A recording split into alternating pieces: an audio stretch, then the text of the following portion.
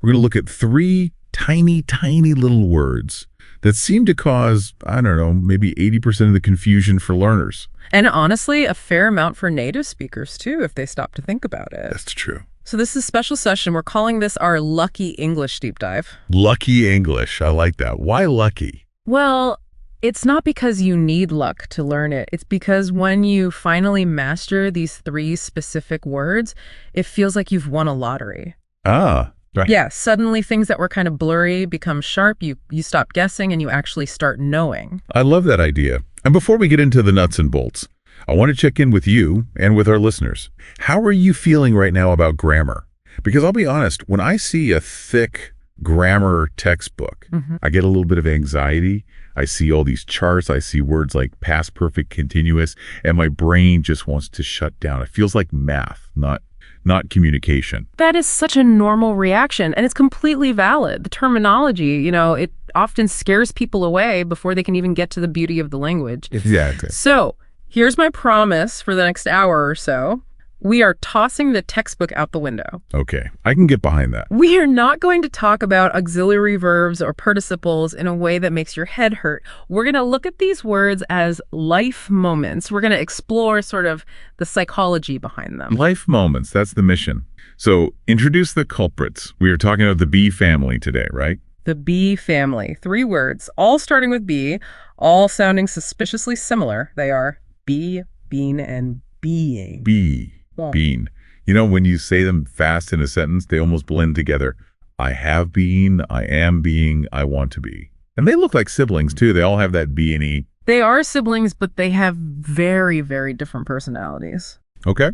And the confusion comes because learners often try to use them interchangeably, or they just leave them out completely because they aren't sure which one fits. A learner might think, why does English need 3 versions of the same basic idea? Right. It feels like the language is trying to trick us. But our goal for this deep dive is to decode that trick. By the end of this hour, we want you, the listener, to not just know the rule, but to actually feel the rhythm. Yes. We want you to know intuitively when to use been versus being without having to pause and conjugate a verb in your head. Exactly. We want you to hear the music of the sentence. If you use the wrong one, we want it to sound like a wrong note on a piano. You just know instinctively that it's off. Okay. So no complicated charts today, just speaking, listening, and feeling the logic of the language. Are you ready to dive in? I'm ready. Let's unpack this. We'd start at the foundation, right? The base word. The base, the word be. Just 2 letters. B-E. B. It's the smallest word in the family, but it's the anchor. Think of B as the seed from which everything else grows. In its simplest form, B is about existence. But in our daily conversations, we don't just go around saying, I exist. No. We use be for 3 very specific life moments: dreams, advice, and instructions. Dreams, advice, and instructions. Okay, that's a great framework. Let's start with advice, because that's something we hear from childhood. We really do. Think about the psychology of a parent talking to a child or a teacher talking to a student. When you give advice using be, you aren't telling them to do a specific physical action like jump or eat. Right. You are telling them how to exist in that moment. You're describing a state of mind. So if I see my friend and they look really sad, I might say, be happy. Exactly. Be happy. You are commanding them to enter the state of happiness. Now, think about crossing a busy street. It's dangerous. Cars are coming. What does every mother yell? Be careful. Be careful. Now, why don't we say, do careful or have careful? That's a good question. I mean, do careful just sounds wrong, but I don't know why. It's because careful is an adjective. It's a description. You cannot do a description. You have to be the description. You have to embody it. So be acts as the connector, the bridge between you and that quality. That makes so much sense. Be quiet is another big one in a library or... Yes. Be quiet. It's a command. It's an instruction on how to hold yourself in the room. So whenever you are giving a command that involves a description, quiet, careful, happy, brave, you have to use be brave. I like that one. It's powerful. Okay, so that's advice and commands. But here's where it gets really interesting, where I think a lot of our listeners get stuck. The future. The future, the land of will. Yeah. This is where be becomes absolutely essential. We hear will be all the time. It'll be fun. I will be there. She will be late. But let's break down the mechanics. Why do we need the be? Why can't I just say, I will happy? This is a classic gap in learner English. I will happy. If you say that, a native speaker understands you, but it sounds broken. It sounds like the engine is missing a part. So what's the missing part? It's the bridge. Think of it this way. Will is a helper word.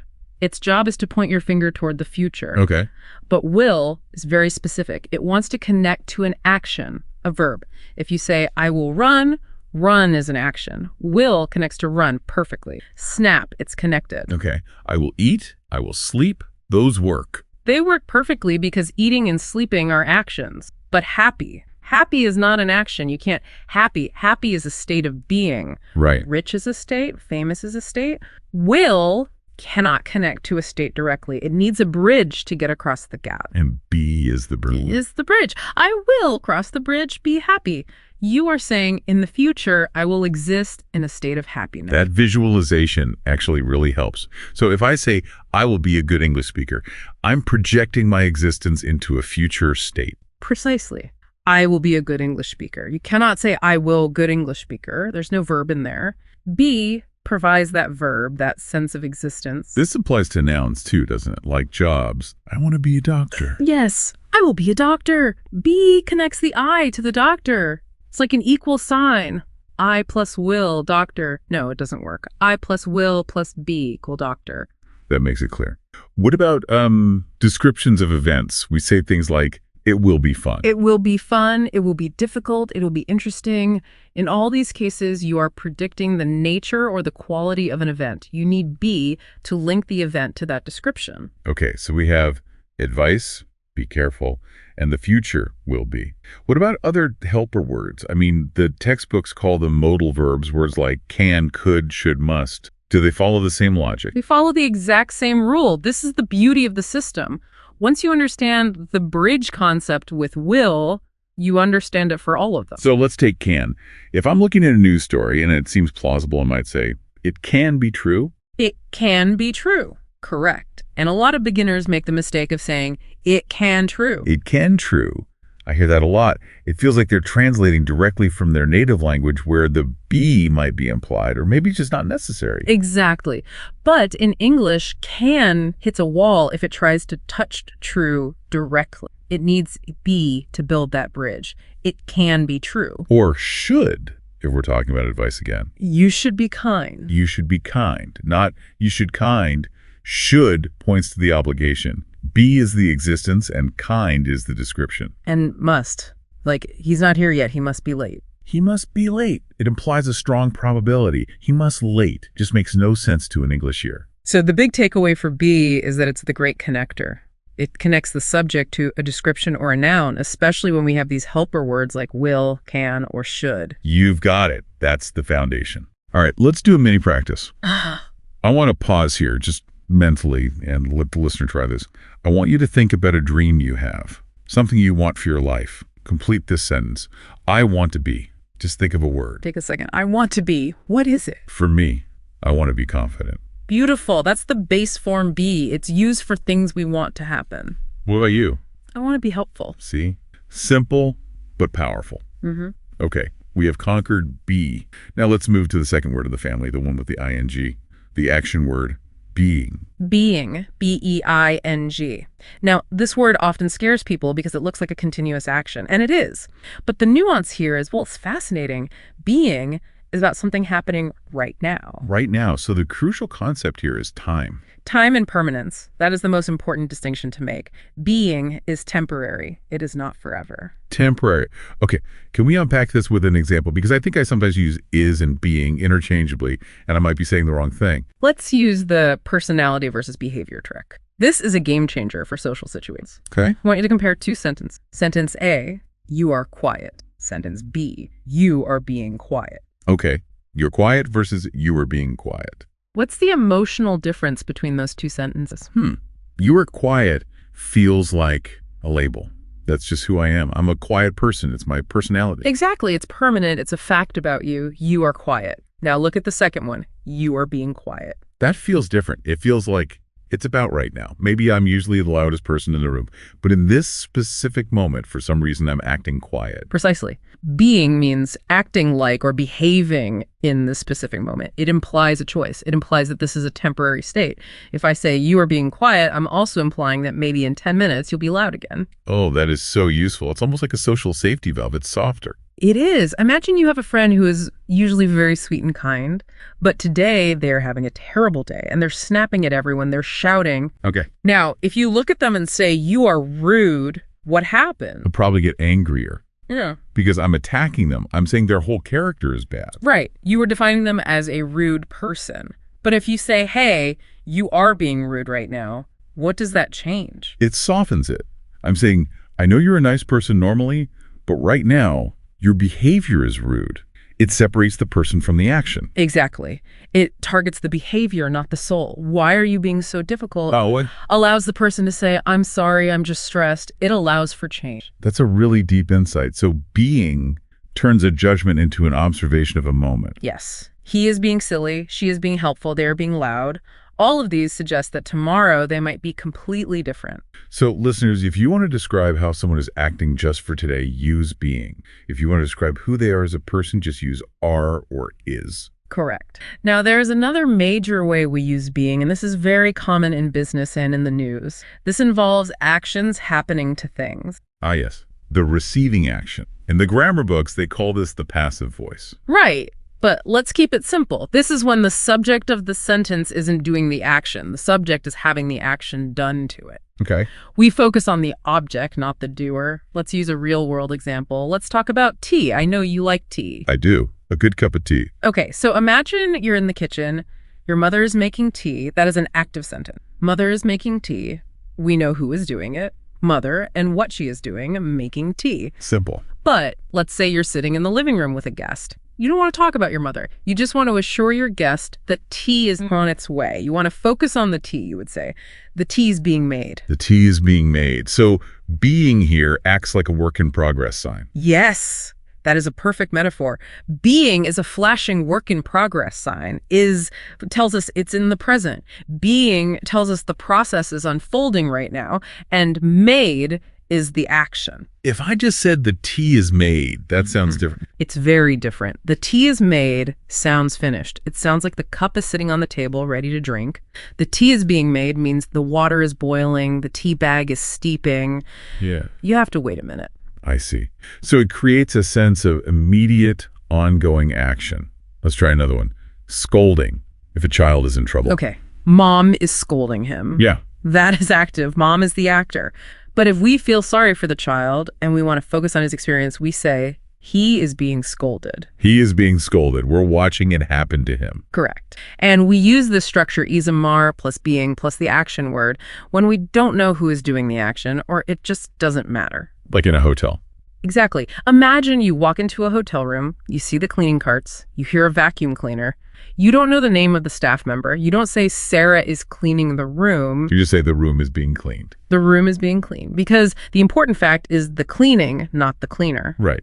And news reporters love this. Oh, they do. A new bridge is being built. The suspect is being questioned. It sounds very objective and professional. A building is being constructed. It sounds much better than some guys are building a building. It creates a focus on the result that is developing in front of our eyes. Okay, let's do a mini practice for being. I want to put the listener in a specific situation. Imagine you are at a supermarket. You're standing at the checkout counter. You're watching the clerk. They are taking your apples, your milk, your bread, and putting them into a bag. Focus on the bag. The bag is the star of this sentence. How do you describe what is happening to the bag right now? Use the word being. Give it a try. The bag is... The bag is being packed. Perfect. The bag is being packed. It is happening right now in this moment. Excellent. So let's recap quickly. Be is for dreams, I want to be, and advice, be careful.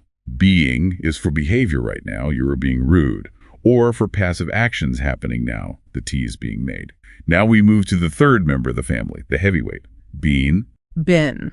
B-E-E-N. This is the experience word. This is the word for the past. But it's not just any past. It's the past that sticks to you. And been has a rule, doesn't it? A golden rule that we must never break. It does. Been is a very social creature. It hates to be alone. In fact, it gets very lonely and confused if you leave it by itself. Yeah. You can never, ever just say, I've been. Right, like I've been happy or I've been there. It just... No, it sounds like slang or broken English. It's incomplete. Been always needs a helper. And who are the helpers? The H family. Have, has, or had. Okay, have, has, or had. So it's always, I have been, she has been, we had been. Always. If you just remember that, you will cure 50% of your grammar mistakes with this word immediately. Never leave been alone. Got it. So how do we use it? What is the feeling of this word? Why don't we just use a word like was? That is the big question. Was is the simple past. It's a fact in a history book. It's done, finished. But been is about life experience. Think about travel. This is the most common way beginners start using it. I think I've been to New York. I have been to New York. What does that actually mean? Does it mean I am in New York right now? No, it means you went there in the past and you came back. But, and this is the key, that experience is now stored in your head. It is a memory you carry with you. It's like a badge you wear on your chest. I have been to New York. It's part of who you are now. Ah, okay. So if I say I went to New York last year, that's just a fact on a timeline. But I have been to New York feels like I possess that experience. Exactly. The word have gives it away. I have been. I possess the been-ness. I hold the memory. That really helps distinguish it. So have you ever been to Paris? Yes, I have been there. Yes, I have been there. It implies you know what it's like. You have seen the Eiffel Tower. You have walked the streets. What about smaller trips? Like if I go to the park this morning, can I say I have been to the park? Yes. If you went this morning and now you're back home and your partner asks, where were you? You can say, I have been to the park. It explains your absence. It explains why you're wearing running shoes now. Now, I have to bring up a really common mistake. I hear this all the time, and I think I've probably made this one myself, mixing up the helpers. Sometimes I hear people say, I am been, as in, I am been to the park. Yes. I am been is the classic mix-up, and it really hurts the ears of a native speaker. Why is it so wrong? What's the clash? Because am is a snapshot of right now. I am hungry. I am here. It's a photo of this very second. But been is a video. It covers a stretch of time in the past. You can't put a video inside a photo frame. They just clash. Oh, I like that. Am and been do not hold hands. You need have. I have been. That's a great analogy. Am is a photo. Have been is a video history. Okay, have is the key. Now, there's another way we use been that involves time, duration. Yes. This is when an action started in the past, and this is important, it is still happening or just finished a moment ago. We use this to measure how long something has been going on. Like waiting. Waiting is the worst. Waiting is the perfect example because you really feel the time passing. Imagine you were waiting for a bus. You started waiting 20 minutes ago. You were still standing there. The bus isn't here. You could say, I am waiting. That's grammatically correct. I am waiting. It's a fact about right now. It's a fact, but if you want to complain, if you want to emphasize the burden of the time, if you want to mention the 20 minutes, you need been. So I have been waiting for 20 minutes. Yes. I've been waiting for 20 minutes. Yeah. If you say, I am waiting for 20 minutes, it just sounds a little strange to a native ear. It lacks that connection to the past start time. Have been builds that bridge from 20 minutes ago all the way to right now. That makes sense. It gives the action some weight, some history. I have been waiting. Sounds more serious than just, I am waiting. It does. It shows the effort. She has been sleeping since this morning. It emphasizes the long length of the sleep. We have been learning English for, 30, 40 minutes now? Which we have. Yeah. We have been learning. See what you did there. You used it perfectly. We started in the past, and we are still doing it right now. I feel lucky already. Okay, so we have travel and experience. I've been to New York, and we have duration. I have been waiting. Is there one more big use for been? There is. Remember our passive example with the room cleaning? Yeah. The room is being cleaned means the cleaners are in there right now with the vacuum. Right. Now imagine the cleaner is finished. They leave the room. The room is sparkling clean. The job is done. How do we describe that finished state? We use been. The room has been cleaned. The room has been cleaned. So has been plus an action means it's finished. It's finished, but the result is relevant right now. Why is the room clean now? Because it has been cleaned. The past action affects the present moment. Let's go back to food again. I'm hungry, so food examples really stick in my brain. Okay. You're at a restaurant. The waiter is walking towards your table with the plates. The steam is rising from the food. The food is being served. Happening now.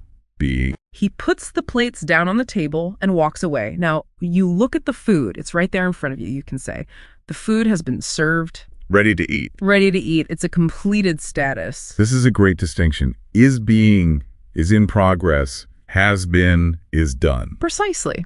And this is used in business constantly. The email is being written. That means I'm typing it now. The email has been written. That means I finished it and hit send. Let's do a mini practice for Ben. I'm going to give you a broken sentence. This is a sentence I hear learners say pretty often. I want you, the listener, to fix it. Here's the broken sentence. She has be late. Ooh, she has be late. It hurts my ears a little bit. The two words are clashing. How do we fix it? Listener, what do you think? She has be late. Think about the helper has. What does it need to partner with? She has been late. She has been late. Why? Because has creates that bridge to the past experience, and be has to transform into been to fit the grammar lock. Okay, we've covered the big three. Be, been, being. But I know there are some tricky areas where these words bump into each other. Let's talk about the common mistakes and comparisons. Let's do it. We already touched on I am been. That is mistake number 1 with a capital M. I am been tired. It's wrong. It should be I have been tired. Just remember, am is a photo of right now. Have been is a video of the past leading up to now. Just remember, have plus been, they are best friends. Snapshot versus video. I like that analogy. Let's look at mistake number 2, will versus will be. We talked about this, but let's go a bit deeper into the nuance. Sure. So I will go versus I will be going. I will go. Sounds like a simple plan. I will go to the store later. Right. It's a fact, a decision. I will go. It's like a checklist item. Done. Now, I will be going. That sounds, I don't know, a bit softer. It is softer, and it paints a picture. It asks you to imagine the action actually happening. I will be going to the store implies that I will be in the middle of the journey. I'll be in my car on the road. Let's use eating again. At 8 p.m., I will eat. That's a schedule. At 8 o'clock sharp, the spoon goes in your mouth. Okay. At 8 p.m., I will be eating. This means if you call me at 8 o'clock, my mouth will be full. The action will be in progress. Don't call me then. I will be eating. Ah, so will be. Plus the ing form puts you inside the action in the future. Exactly. It makes the future feel more alive, more dynamic. I will be waiting for you. It sounds more emotional and active than I will wait for you. I will wait for you. Sounds like a promise. I will be waiting for you. Sounds like I'm visualizing myself sitting there on the bench looking at my watch. Yes. It emphasizes the experience of waiting. It's a very subtle difference, but using will be doing makes you sound so much more fluent and descriptive. That is a subtle difference, but it adds so much color. Okay, mistake number 3. This one brings us back to be versus being in description. The rude example again. This is the one to really practice for your relationships. I cannot stress this enough. Let's break it down one more time. Remember, be is a command. Being is a description of a temporary behavior. So if a parent says to a child, be quiet. That's an order. Change your state. Be quiet. It's imperative. But if an observer, maybe another parent, says he is being noisy. They're just describing the scene. Yeah. They aren't telling him to stop. They're just saying what is happening in that moment. He is being noisy. So be tells you what to do. Being tells you what is happening. And what about he is noisy? That means he's a noisy person. It's his personality. Always. I see. So there are 3 levels. 1, be noisy, which is a weird command, but it's a command. Right. 2, he's doing it right now. Yeah. 3, he is noisy. It's just who he is. That is the perfect summary. 3 levels of existence. Okay, we have the theory, we have the feelings, we have the psychology. Now let's put it all together. I want to try role play. Ooh, I love a role play. This is where the rubber meets the road. Let's pretend we are at a party. It's a great party. There's music, there's food, there's friends. We need to use be, being, and being in this conversation naturally. Okay, I'm ready. I am holding a drink. The music is loud. You set the scene. All right. I walk in the door. I look around at the decorations, the people. I turn to you and say, wow, this will be a fun party. Nice use of will be. It's a future prediction based on what you see. I reply, yes, the music is being played very loudly. Is it being played? Passive. The DJ is playing it, but you focused on the music itself. Exactly. The music is being played loudly. It's happening right now. Then I look at you. You are wearing a funny hat and you're dancing. I say, you are being very funny tonight. Being funny, meaning I am behaving in a funny way right now. I am not always a clown, but tonight I am being funny. And then you ask me about the house. You want to know my history with this place. I ask you, have you been to this house before? Have you been experience in the past? Yeah. I answer, yes, I have been here twice. And then we both look at the food table. It's empty. There are just crumbs left. Oh no. And I say, the snacks have been eaten. Have been eaten. Passive. Finished. They're all gone. Look at that. In just 1 minute of conversation, we used all three forms naturally. But let's list them really quick. Okay. It will be fun. That was be for the future. Right. The music is being played. That's being for a passive action now. And you are being funny, being for behavior now. Then I have been here. That's been for experience. And finally, the snacks have been eaten, which has been for a passive finished action. It just flows. It doesn't feel like a grammar chart.